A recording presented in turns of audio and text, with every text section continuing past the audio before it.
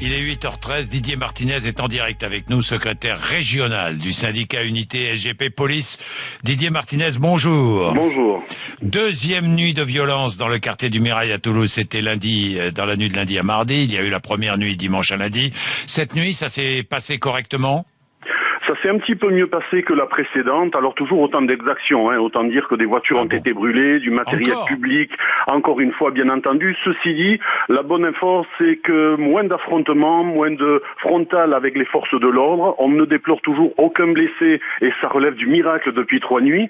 Ceci dit, évidemment, les forces de l'ordre sont particulièrement éprouvées, mais restent déterminées dans ce combat contre les émeutiers. Oui, plusieurs voitures, on parle d'une trentaine de véhicules incendiés, des conteneurs poubelles incendiés, vous avez essuyé des jets de projectiles, et même plus que des projectiles, Didier Martinez. Oui, plus que des projectiles, puisque dans la nuit de dimanche à lundi, c'est carrément le commissariat du Mirail qui a été pris d'assaut, qui était la cible de tous les émeutiers, et il faut dire que les policiers étaient un petit peu pris au dépourvu en la première soirée, par l'ampleur du phénomène, une centaine d'assaillants, des dégradations considérables, et surtout des motivations qui sont plutôt fantaisistes, puisque toutes les opportunités ont été données pour évoquer un petit peu la motivation des protagonistes, sauf que il faut quand même considérer qu'à Toulouse, depuis un mois et demi et plusieurs semaines, une véritable offensive policière a lieu sur les points de deal, les points de stup, cette économie souterraine qui a été très mise à mal. Et en ce sens, on a procédé à beaucoup de saisies de substances et beaucoup d'interpellations, et il faut bien considérer que dans ces conditions-là, la présence policière dérange fortement, et les réactions du type hostilité et invective, c'est récurrent dans ce cas de figure. Oui. 40 000 habitants, le Grand Mirail. Nombreux trafics de drogue, dérèglements de comptes. Alors, c'est vrai qu'il y a eu des prétextes divers et variés pour mettre le feu à Didier Martinez. Combien sont ceux qui affrontent la police? À plusieurs centaines? Oui, on peut atteindre plusieurs centaines si on considère l'ensemble des points et la totalité des protagonistes sur une nuit.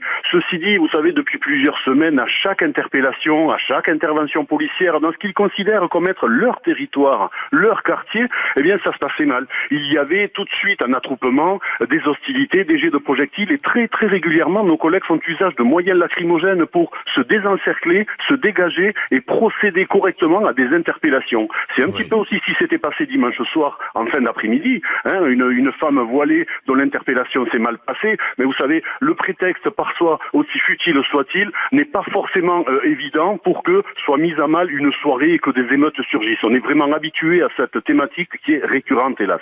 Oui, Didier Martinez, le trafic de drogue, donc encore une fois, ça montre bien que c'est le cœur de la guerre, si je puis dire, je ne veux pas envoyer ce mot, mais le cœur de la guérilla, de cette forme de guérilla urbaine.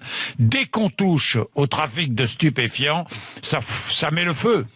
C'est une excellente analyse. L'économie souterraine, vous savez, elle fait brasser énormément d'argent, et elle impacte considérablement d'individus. Entre le vendeur, le receleur, l'approvisionneur et ceux qui guettent, qui observent, chaque point de deal touche une vingtaine d'individus. Vous multipliez ça par toutes les barres d'immeubles, les quartiers et les points de trafic. Effectivement, cette économie souterraine, elle est à chaque fois que les policiers font une offensive, c'est là que les hostilités surgissent. Il faudrait, pour ces gens-là, que la police ne pénètre pas dans les quartiers, ne perturbe pas leur point de trafic, et là tout irait bien. Quand tout va mal, on peut considérer que la police fait parfaitement son travail. Merci Didier Martinez. Merci pour cette analyse du terrain. Encore une fois, on en parle peu. Je le regrette.